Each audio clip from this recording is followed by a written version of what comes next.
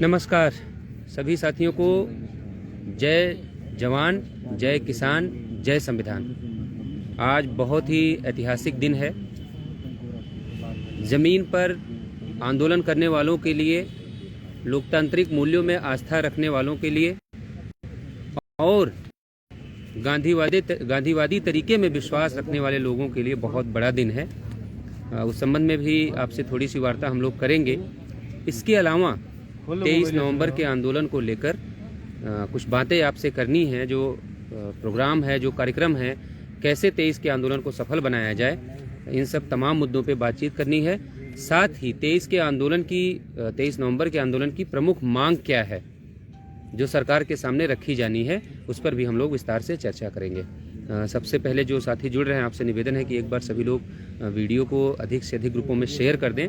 इस ऐतिहासिक जो आज का दिन है, इसको थोड़ा सा अपने तरीके से इस पे बात रखी जाए और किसानों की सफलता में नौजवानों की सफलता कहाँ ठहरती है, उसके बारे में भी थोड़ी सी चर्चा की जाएगी।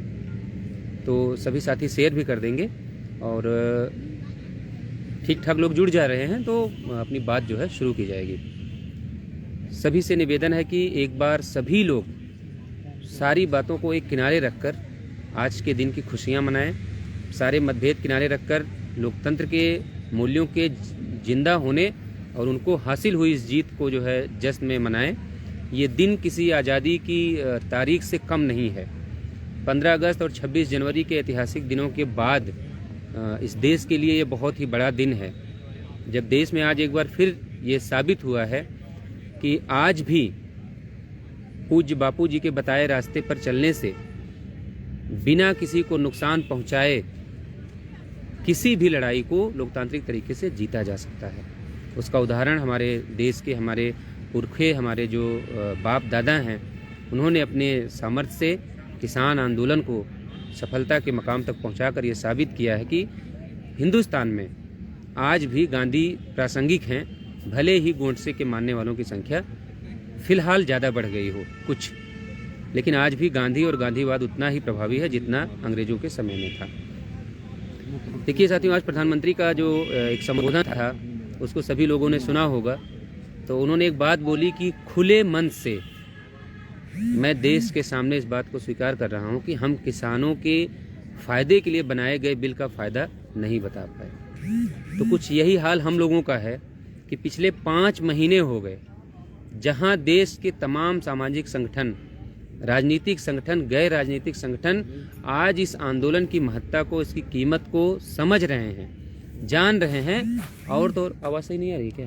आ रही है। तो जहां तमाम सामाजिक संगठन के लोग, तमाम गैर राजनीतिक लोग और समाज के जागरूक लोग जहां इस आंदोलन की कीमत समझ रहे हैं, इसको अप्रिशिएट कर रहे हैं और इसमें एक उम्मीद देख रहे हैं। हमारे जो आने वाले छोटे भाई हैं, जिनको आने वाली भर्तियों में प्रतिभाग करना है, जिनको अपनी भविष्य की चिंता है, वो भी इस आंदोलन की सफलता की दुआ कर रहे हैं, गुजारिश कर रहे हैं और सोशल मीडिया से लेके हर जगह हमारा सहयोग कर रहे हैं। उस दौर में, उस समय में जिनकी नौकरी के लिए आंदोलन चल रहा है, उनकी उदासीनता देखकर तकलीफ होती है और साथ ही साथ एक मन में भय भी बना रहता है कि यदि ये आंदोलन बेनतीजा समाप्त हो गया तो आने वाले समय में लोग कम से कम भर्तियों को लेकर, भर्तियों में भ्रष्टाचार को लेकर, और उससे भी बड़ी बात आरक्षण के मुद्दे पर कोई आंदोलन करने से पहले 1000 बार सोचेंगे। आज हमारा कुनबा तमाम कई धड़ों में बटा हुआ है। कोई आयोग के नाम पे बटा हुआ है, कोई कोर्ट के नाम पे बटा हुआ है, कोई आंदोलन के नाम पे बटा हुआ है और तो और कोई 5844 का एक अलग सा सिगुफा छोड़ के बंटा हुआ है। तो ऐसे सभी लोगों से निवेदन है कि आज आपको कुछ सीखने की ज़रूरत है। सिर्फ आपको ही नहीं, हम सबको ये सीखने की ज़रूरत है कि टुकड़ों में अगर हम न बंटे, हम अपने लक्ष्य पर केंद्रित रहें और हमारी मांग, हमारी लड़ाई विचारों की हो, ना कि आपस में हो, तो दुनिया की कोई भी लड़ाई ऐसी नहीं है जो भारत में जीती नहीं जा सकती। आज ये हमारे किसानों ने इस बात को साबित किया है कि तरीका वही है। समय भले लोग बदल गए, लेकिन गांधीवादी तरीका एक ऐसा तरीका है जिससे बड़े से बड़े तानाशाह को झुकाया जा सकता है और सच की लड़ाई को जीता जा सकता है। तो वक्त की मांग है कि 23 नवंबर के लिए सभी लोग, खास करके मैं एक विशेष आग्रह के लिए आप लोगों के बीच में लाइव जुड़ा हूँ, जो हमारी बहनें हैं जिन्होंने इस आंदोलन को 5 महीने घर परिवार सहित तमाम चुनौतियों को झेलते हुए यहाँ पर बराबर अपनी उपस्थिति दर्ज करवाकर इस आंदोलन को यहाँ तक पहुँचाने में उसकी प्राणवायु होने का कार्य किया है, उन सभी से मेरा आग्रह है, मेरी विनती है, प्रार्थना है, निवेदन है कि आप सभी को एक बार और अपने भाइयों की मदद करनी है, एक बार और समाज की मदद करनी है, एक बार और अपने लिए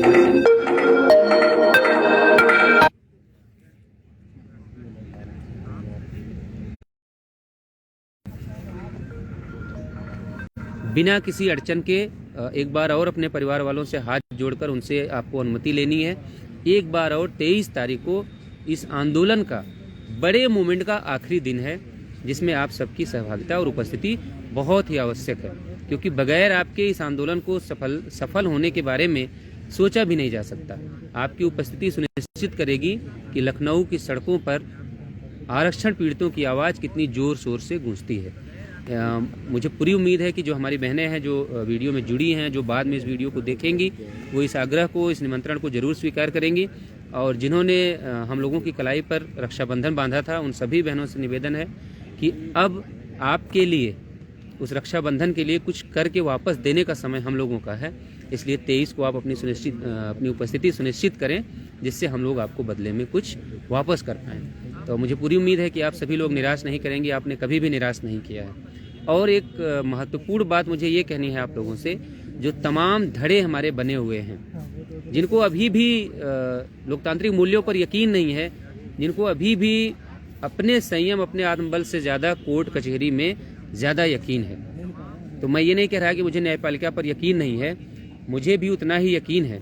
लेकिन आज जो हमारे भाई कह रहे हैं कि हम फला वकील के खिलाफ आंदोलन करेंगे, उसके खिलाफ खड़े होंगे, मैं उनसे कहना चाहता हूं कि आज आप वकील का सरनेम देखकर उसके खिलाफ लोगों को खड़ा करना चाहते हैं, तो कल ऐसा भी दिन आ सकता है कि उसी विशेष जाति का जज भी उसी हाईकोर्ट में बैठते हैं और 99% नहीं 100% ऐसे लोग वहां पर बैठे हुए हैं। तो हो सकता है कल आपको उनके आंदोलन के बारे में भी सोचना पड़े। तो मैं यही सिर्फ आपसे कहना चाहता हूं कि भावनाओं में बहने का वक्त नहीं है। लोगों की जो ऊर्जा है उसको सकारात्मक जो है दिशा दीजिए, ना कि उनको गुमराह करने का कार्य कीजिए।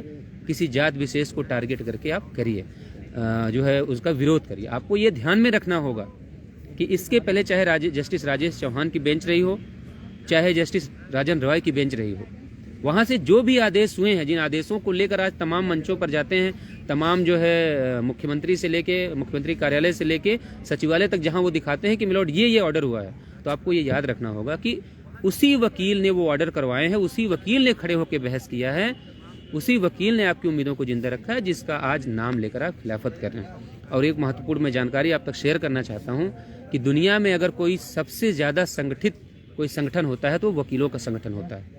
किसी एक वकील की खिलाफत करने के बारे में आप सोचेंगे, उसके बारे में अगर आप मोबिलाइज करने की कोशिश करेंगे, तो हाईकोर्ट के सारे वकील उस वकील के पक्ष में खड़े होंगे, न कि हमारे आपके साथ खड़े होंगे। तो ऐसा कोई कदम हमको आपको नहीं उठाना है, उसके बारे में नहीं सोचना है कि वो आत्मघाती हमारे लिए हो और पूरे समाज के लिए जो है नुकसानदायक हो जाए। क्योंकि आपको भी पता होगा कि वकील कितने एकजुट होते हैं, कितने यूनाइटेड होते हैं, कितनी उनके अंदर यूनिटी होती है। तो ऐसा कोई भी कदम नहीं किया जाए, क्योंकि जिनके खिलाफ आप लड़ाई लड़ रहे हैं वो हमसे आपसे ज़्यादा फास्ट है इन मामलों में कि गलत चीज़ों को वो जल्दी वहाँ तक उपलब्ध कराते हैं। तो आपको ये सोचना है कि ऐसा रास्ता निकालना है कि सांप भी मर जाए और लाठी भी न टूटे, हमारे पैसे नुकसान ना हो, हमारे केस का नुकसान ना हो।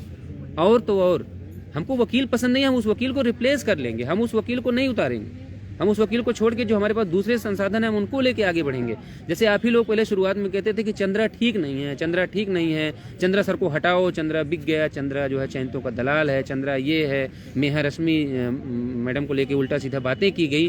तो हम लोगों ने ये नहीं किया कि हम उनकी जाति को लेकर उनको टारगेट करेंगे, उनके आवास का घेराव करेंगे, कि उनका जो है वकालतनामा वापस ले लेंगे, उनसे एफिडेविट वापस ले लेंगे, उनसे जो है NOC ले लेंगे। हमने ये तरीका नहीं निकाला।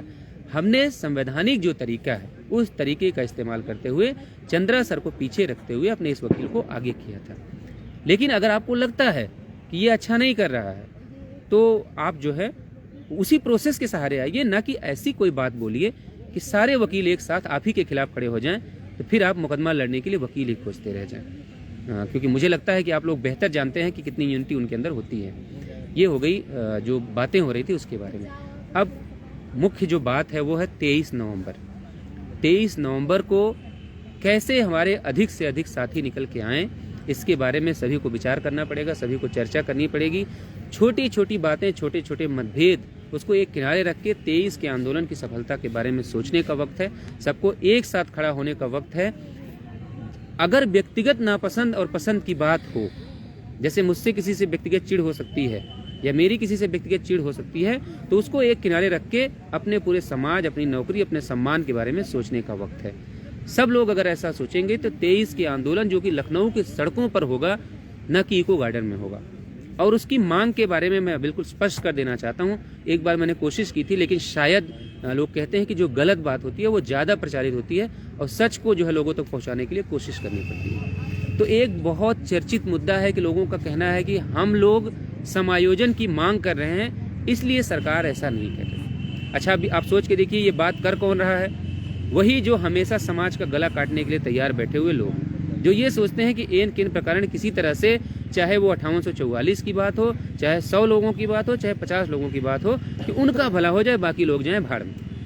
ऐसे लोग जो 5 महीने की मेहनत को कैपिटलाइज करने के बारे में सोचते हैं कि हम वहाँ जाएंगे और वहाँ जाकर ये बताते हैं कि सर हम 5 महीने से आंदोलन कर रहे हैं, और जो 5 महीने से आंदोलन कर रहे हैं उनको खबर भी नहीं होती है कि वो लोग क्या मांग को लेकर गए हैं। तो ऐसे लोग ये अफवाह फैला रहे हैं कि हम लोग समायोजन की मांग को लेकर यहाँ पे बैठे हैं, या अंदर अधिकारियों से जाते हैं, बाहर 27-21 की बात करते हैं और अंदर समायोजन की बात करते हैं। मैं आप सभी को बिल्कुल स्पष्ट बता देना चाहता हूँ कि ऐसी कोई मांग हम लोगों की तरफ से नहीं होती।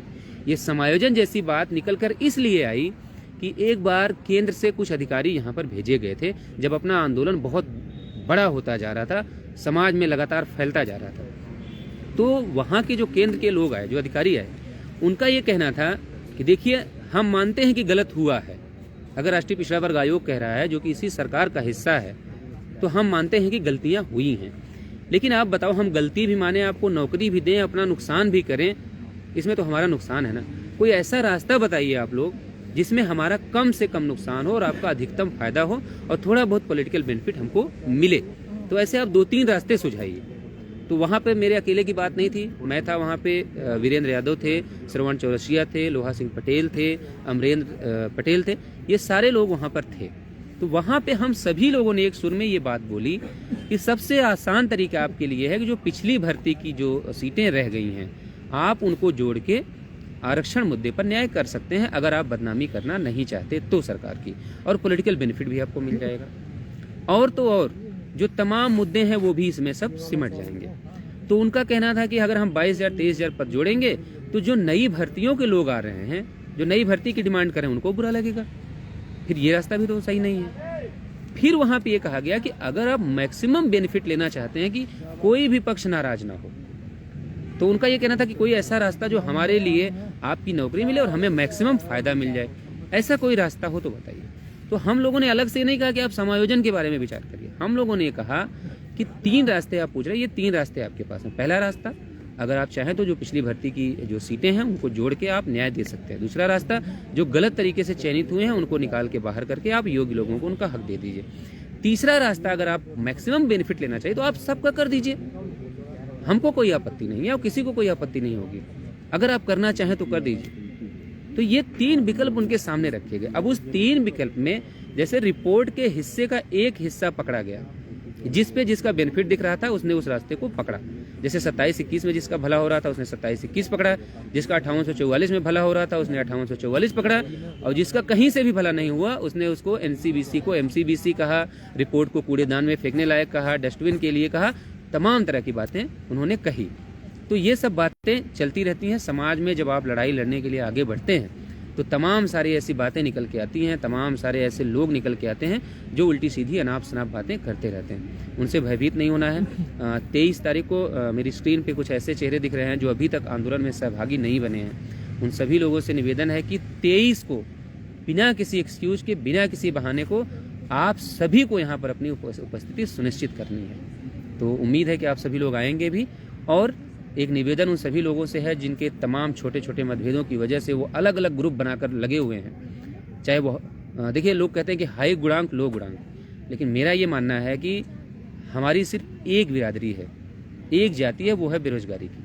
हम सभी लोग अचयनित हैं, तो हमारी सिर्फ एक जाति है अचयनित की। 66.48 गुणांक जिसका है वो भी अचयनित ही है, और जिसका 60 गुणांक है वो भी अचयनित ही है। हम सबको मिलकर प्रयास करना है। सरकार जब टेबल पे आए और ये पूछे कि किस रास्ते आपके मैक्सिमम लोगों का भला हो जाएगा और इस विवाद का हमेशा के लिए निपटारा हो जाएगा, उसमें हमारे सारे लोग रहेंगे। डेलीगेशन जो होगा उसमें बात होगी, लेकिन इस जगह तक पहुंचने के लिए पहले आंदोलन की सफलता जरूरी है। आप सोच के देखिए, किसानों की कितनी दौर की वार्ता हुई लेकिन सफल नहीं हुई। अगर किसानों ने सरकार की शर्तें मान ली होती तो क्या आज ये तीनों काले कृषि कानून वापस होते? आपका नहीं, पूरे समाज का ये जवाब होगा कि नहीं होता। लेकिन किसानों ने अपनी मांग को स्थिर रखा। उनका स्टैंड पहले दिन से क्लियर था कि हमें ये तीनों कानून वापस ही करवाने हैं, उसके अलावा कोई संशोधन नहीं चाहिए। तो हमारी भी मांग सिर्फ और सिर्फ एक है कि जो हमारा संवैधानिक अधिकार है 27 और 21% आरक्षण, वो पूरा करिए आप। उसको पूरा करने के लिए आप किनको नौकरी देते हैं, चाहे वो कोर्ट के जुड़े लोग हों, चाहे वो आयोग में जुड़े हुए लोग हों, चाहे प्रत्यावेदन दिए हुए लोग हों, किसको लेकर पूरा करते हैं आप, ये तय करना आपको है। हमें तो हमारा कॉन्स्टिट्यूशनल राइट चाहिए, संवैधानिक जो हमारा रास्ता है, जो हमें संविधान ने आरक्षण दिया है, उस आरक्षण को हम पूरा करवाने की लड़ाई लड़ रहे हैं। आप सोच के देखिए, जिन लोगों को लगता है कि मैं भावनाओं में कोई बात कह रहा हूँ, सुप्रीम कोर्ट जाने का रास्ता किसानों के पास भी था। सुप्रीम कोर्ट ने इसकी इम्प्लीमेंट पे जो है रोक भी लगा रखी थी कि ये प्रभावी नहीं होंगे जब तक मामला कोर्ट में है। लेकिन किसानों ने हार नहीं मानी। उनको पता था कि न्यायालय कल का क्या फैसला देगा कोई पता नहीं है, कोई भरोसा नहीं है। लेकिन अपने आत्मबल और अपनी ताकत से जो हम फैसला लिखवाएंगे वो अस्थायी होगा, वो किसी कोर्ट कचहरी का मोहताज नहीं होगा। आप थोड़ा सा और पीछे जाएंगे तो आप देखेंगे नीट के मामले में 2015 से मुकदमा लंबित था।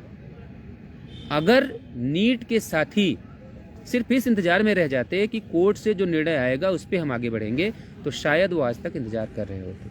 2015 से 2021 के बीच में 6 वर्ष का समय है। उस 6 वर्षों में अगर उनका फैसला कोर्ट से नहीं आया तो कैसे आप उम्मीद कर रहे हैं कि न्यायपालिका में देखिए क्या होता है कि ना, थोड़े से हम इमोशनल ज़्यादा हो जाते हैं, चीज़ों को अपने नज़रिए से देखना शुरू कर देते हैं। हमको लगता है कि जो ये हमारा मुकदमा है ये देश का सबसे इम्पोर्टेंट मुकदमा है।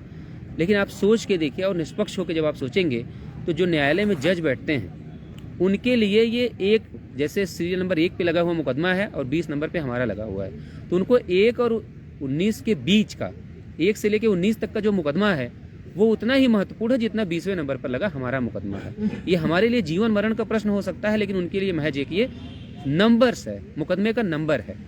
तो तय आपको करना है कि 23 तारीख के विधानसभा घेराव में शामिल होकर जल्द से जल्द विद्यालय में जाना है कि अगले कुछ साल तक लगातार single bench, double bench, supreme court के चौखट पे जो है निवेदन करना है। सब कुछ आपके ऊपर है। इस आंदोलन को हम लोगों ने अपने सामर्थ्य से, हमारे कुछ भाइयों ने अपने खून से, कुछ भाइयों ने अपने पसीने से, कुछ भाइयों ने अपने धन से, कुछ भाइयों ने अपने आप को दांव पर लगाकर इस आंदोलन को 5 महीने सींचा है, जिसकी पूरा आहुति हम लोग 23 नवंबर को देने जा रहे हैं। उसमें जो भी बन पड़ेगा, देखिए ना हम लोग लाठी से डरने वाले लोग हैं, ना मुकदमों से डरने वाले लोग हैं, ना जेल जाने से डरने वाले लोग हैं। 5 महीने में एक पूरी फौज ऐसी तैयार हुई है जिसके लिए इस समाज के नाम पर जेल जाना गर्व का विषय है। वो सभी लोग इतने उत्साहित हैं, उनका ये कहना है कि 23 तारीख को अगर जरूरत पड़ी तो जेल भी भर देंगे।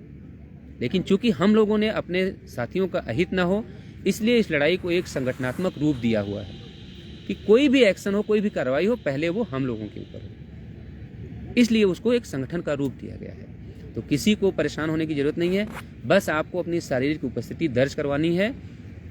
23 तारीख को हम आंदोलनरत जितने भी लोग हैं, सबको यकीन है कि 23 तारीख आंदोलन जो होगा वो इतिहास में दर्ज होगा। और 23 तारीख से जैसे ही 23 की शाम होगी, उत्तर प्रदेश ही नहीं पूरे हिंदुस्तान में इस आंदोलन की चर्चा घर घर होगी।